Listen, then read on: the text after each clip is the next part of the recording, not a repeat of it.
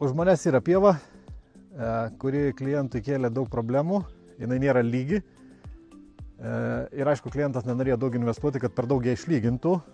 Tai mes pasiūlėm pastatyti šitą robotą, Roboroką Z serijos, visais 4 varoma, ir kuris jau pjauna apie 2 savaitės.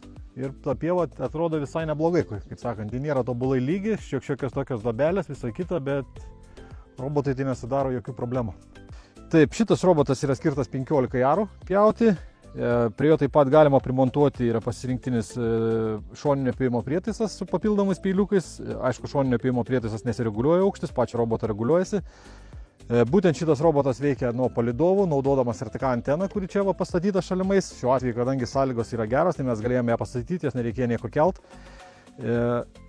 Taip pat jis kaip pagalba naudojasi dar priekyje, turi kameras, kad matytų kliūtis, ir kadangi jis važiuoja nuo palydovų, tai jam kažkokių labai aiškių užbrėžtų ribų tiesiog jos nereikalingos. Jis tiesiog jį patį pravedi, suformuoja ir jis jau automatiškai žino, kur yra joks pjaunama pieva, jos klypas, kaip sakant, kad jis neišeitų niekur, neiškeliautų. Taip pat, kadangi šitas robotas yra visais 4 varomais ratais, jisai lipa iki 80% įkalnės.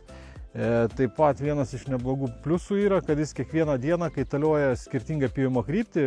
Šiuo atveju, pavyzdžiui, šitoj pievoj net matosi, aš ryte atvažiavau, jis pjovė įstrižai.